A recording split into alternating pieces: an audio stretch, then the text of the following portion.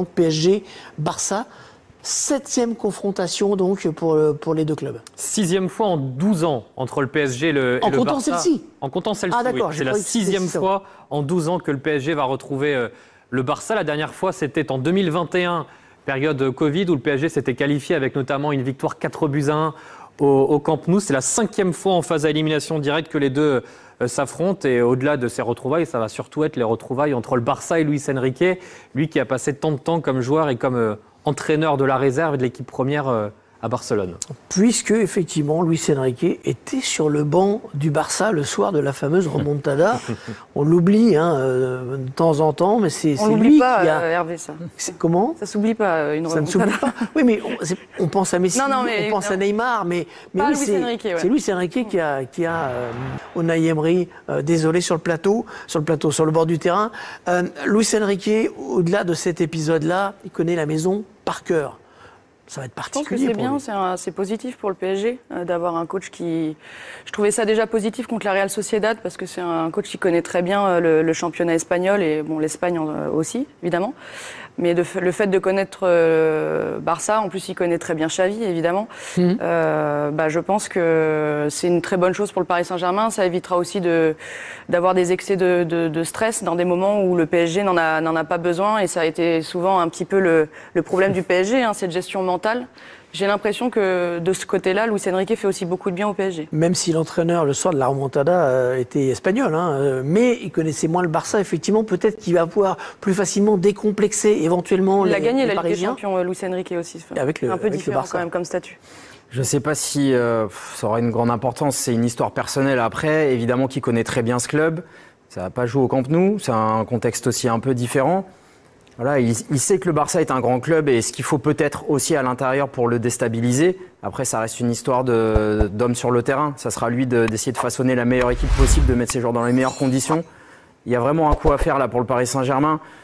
Ça ressemble pas à la voie de 2020 où c'était à huis clos, mais un petit peu quand même. Il y a des équipes abordables, en tout cas de leur standing, ce qui n'était pas le cas les dernières années. Donc c'est vrai que Luis Enrique a fort à faire, mais avec cet argument de connaître le club, ça peut peut-être donner des idées. Il a passé 8 ans comme joueur au Barça, 3 comme entraîneur de la réserve et 3 comme entraîneur de l'équipe première entre 2014 et 2017, avec notamment ce triplé en 2015 et la victoire en Ligue des Champions. Et c'est la première fois qu'il va retrouver le Barça depuis son départ en 2017, puisqu'ensuite il avait été sélectionneur de l'Espagne, mais n'a pas dirigé d'autres clubs avant de rejoindre le Paris Saint-Germain. Ce que j'ai envie de rappeler aujourd'hui également, c'est qu'avant la remontada, cet accident industriel, il y avait eu un match au Parc des Princes exceptionnel, sur lequel le Paris Saint-Germain doit s'appuyer également.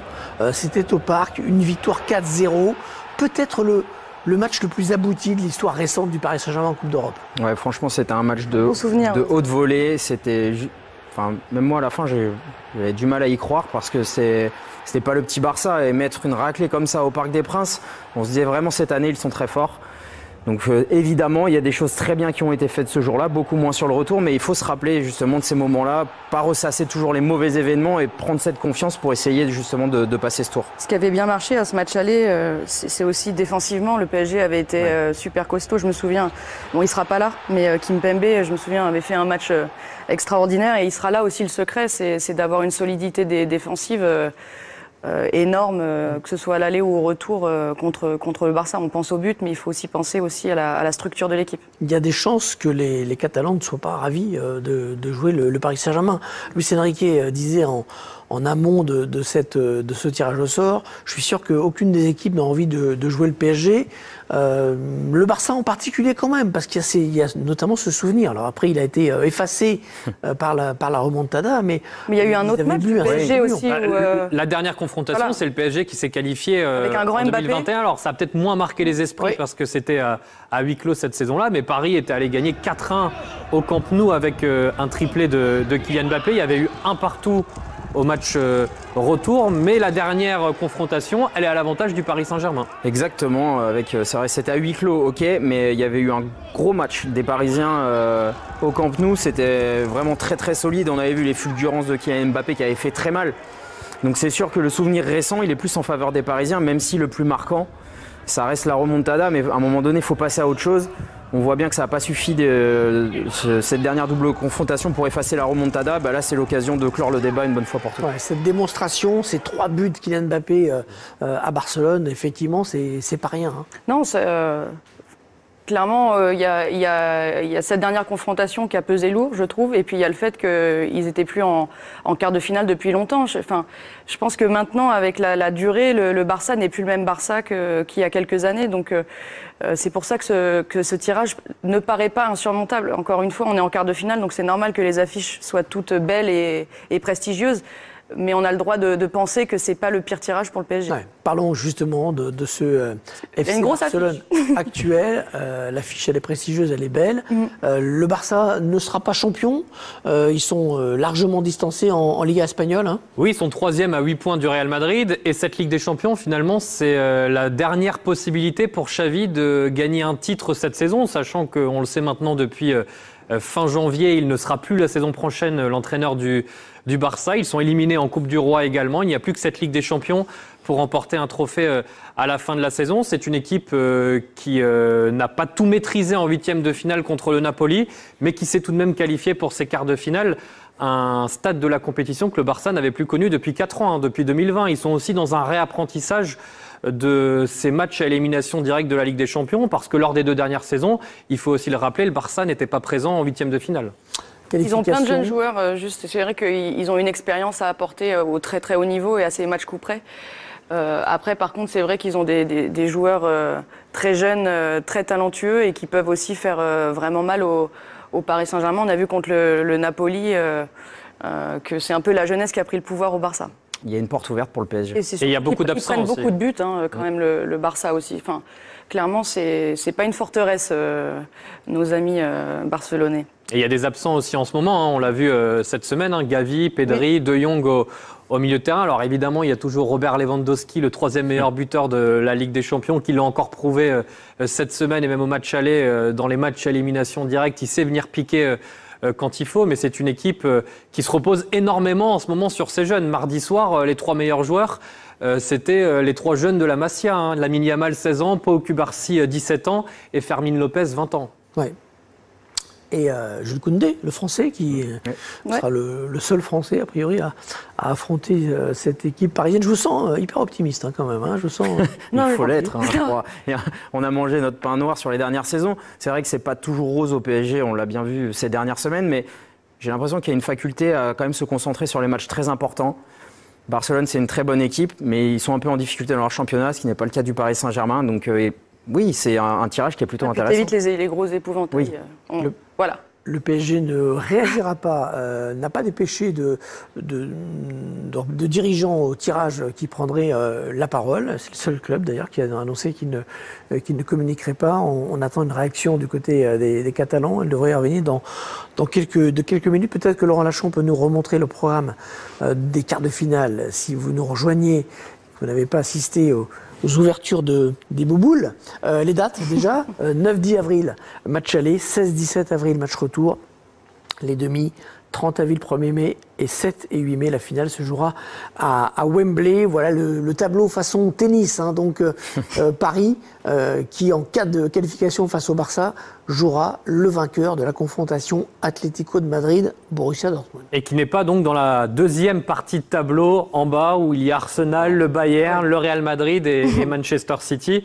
Paris qui évite dans sa partie de tableau tous les grands favoris sur le papier de cette édition 2024. Action catalane au tirage au sort, Paris Saint-Germain, Barça, les retrouvailles. Raphaël Yuste est avec Benjamin Falanga, le vice-président du Barça. Exactement. Rafael, ¿cuál es su opinión sobre este cuarto de final contra el Paris Saint-Germain? Paris Saint-Germain es un gran equipo, tiene un gran entrenador, conocemos muy bien, aparte es amigo, tiene una plantilla con jugadores a nivel mundial muy importantes, una plantilla joven además, y va a ser antes lo decía, va a ser un partido, 2 partidos que van a dar espectáculo, estoy convencido, por la forma que juega el Paris Saint-Germain y por la forma que juega el Barça. Et ça va donc être un match très relevé contre le Paris Saint-Germain, un entraîneur que vous connaissez bien, une équipe très jeune et que vous redoutez. Entonces, ¿quién es el favorito? Nunca hay favoritos, yo creo que hay el 50% y hay que tener mucho respeto para el rival y jugar el partido como estoy seguro lo va a jugar el Paris Saint-Germain a tope, muy a fondo y con mucha ilusión. Il n'y aura pas de favori, vous allez jouer le match à fond avec beaucoup d'envie de se qualifier. Et c'est spécial jugar contra Luis Enrique que sabe todo del Barça. C'est spécial de jouer contre Luis Enrique qui connaît tout du Barça. Luis Enrique es un amigo, es una gran persona y además es un gran entrenador. Lo tuvimos ya en el fútbol base del Barça, en segunda división.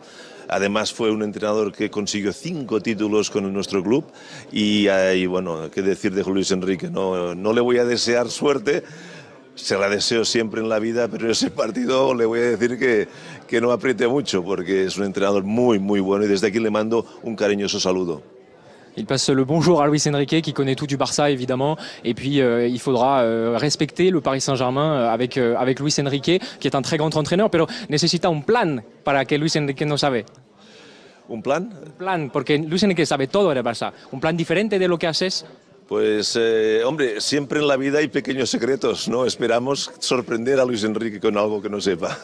Hay también Mbappé, que la última vez en octavo de final marca un triplete contra el Barça. Es el peligroso número 1 y es también especial porque todo lo que pasa con el Real de Madrid es peligroso. Mbappé es un jugador extraordinario, pero yo siempre me gusta hablar de equipos y el Paris Saint-Germain tiene un equipo muy bueno, ¿no? Nosotros también tenemos un gran bloque, con lo cual te digo que va a ser un choque muy competitivo. Mbappé est un très grand joueur, mais il veut rester sur le Paris Saint-Germain et ne pas trop évoquer Kylian Mbappé. Merci Benjamin, merci à Raphaël Yosté du Barça. Bon, il a l'air heureux de retrouver Luis Enrique. Bon, on dit toujours un peu les mêmes choses après les tirages comme ça. C'est un grand club. On va pas dire ouais super, on va les piler. Mbappé, c'est un super joueur. Ouais, non, mais la question de Benjamin sur le fait que Luis Enrique connaissait par cœur le club, est-ce que ça peut être problématique pour eux? Est-ce qu'il y a un plan B? Est-ce qu'il va falloir inventer quelque chose? Bon, le Barça a des valeurs de jeu depuis des décennies, donc voilà, ils vont rien inventer de particulier, j'imagine. Bon, il n'y a pas besoin d'avoir entraîné ou d'avoir joué au Barça pour savoir comment ils jouent, leur façon d'évoluer. C'est voilà, une équipe qui a toujours cette façon particulière d'essayer de marquer des buts avec le jeu, avec collectivement voilà, une grande force. C'est un peu plus déficient sur les dernières années, mais ça reste quand même un adversaire de qualité pour le Paris Saint-Germain. Je pense qu'eux aussi sont contents de tomber sur le PSG plutôt que sur Manchester City ou même le Real. Donc effectivement, c'est un tirage qui doit satisfaire les deux équipes. On fait bonne figure comme d'habitude. Déjà, c'est une équipe qui joue, donc c'est sûr qu'il y aura des espaces. Quand on regardait les adversaires potentiels, on se disait contre l'Atlético, clairement, ça allait être une équipe un peu... on va dire, qui aurait posé plus de problèmes, je trouve, au Paris Saint-Germain. Là, on est sur une équipe qui va laisser des espaces, ça va être assez ouvert. Une équipe qui prend aussi beaucoup de buts, donc c'est pour ça que je préfère avoir une équipe qui joue contre le PSG plutôt qu'une forteresse de l'Atlético, par exemple. Et peut-être que Kylian Mbappé va jouer. Sait-on jamais. Va-t-il être titulaire? Si Luis Enrique décide de le faire jouer, non, parce qu'il marque quand même un peu des buts quand même en Ligue des Champions. Je propose de regarder les buts que... Il y a cette petite guéguerre avec Luis Enrique, mais il sait au fond de lui qu'il ne peut pas se passer de Kylian pour les grands matchs. Et il l'a prouvé même encore cette semaine en l'alignant en Coupe de France. Le championnat, il y a plus d'avance. Mais pour ce genre de rendez-vous, il est indispensable à la bonne voie du PSG. Rappelle-toi, avant la Real, il a répondu d'une façon aussi. Je pense que, bon, c'est vrai qu'en championnat, on peut se dire... parfois que ça porte préjudice au Paris Saint-Germain, puisque à chaque fois qu'il n'a pas été là, ils ont fait match nul. Mais par contre, j'ai l'impression que Luis Enrique arrive quand même à le gérer aussi. Et je pense que Kylian, par moment, quand il est piqué, derrière, il te fait souvent des matchs exceptionnels. Donc, qui continue comme ça à le gérer, tant qu'il arrive à faire des matchs comme il a fait contre la Real Sociedad de retour, ça ne me pose pas de problème. On va parler de Kylian Mbappé, mais aussi d'Ousmane Dembélé lors de cette double confrontation contre le Barça, parce que ce sera son grand retour au Camp Nou. à Barcelone. Enfin, pas au Camp Nou, pour le coup, pas au Camp Nou, mais ça s'était terminé en lui autre qui a passé boudin, plusieurs saisons là-bas et qui est parti cet été au Paris Saint-Germain et qui va retrouver donc les Blaugrana lors de ce quart de finale. Duel entre des gens qui se connaissent bien et qui s'apprécient. On rappelle une dernière fois le tableau de ces quarts de finale. Atlético de Madrid, Dortmund, PSG, Barcelone. Ça, c'est le haut du tableau. 9, 10, 16, 17 avril pour les matchs retour. Et puis en bas du tableau, Arsenal, Bayern, Real, Manchester City. La finale, City, jusqu'à le présent, 1er juin à Wembley. Présent, ils avaient des tirages ultra facile. Donc Ça là, commence maintenant, la Ligue des Champions pour City. ils ont eu la poule et le 8e, c'était vraiment plus que simple pour eux. Là, et j'ai l'impression que ça y est, le karma s'est inversé pour Manchester City.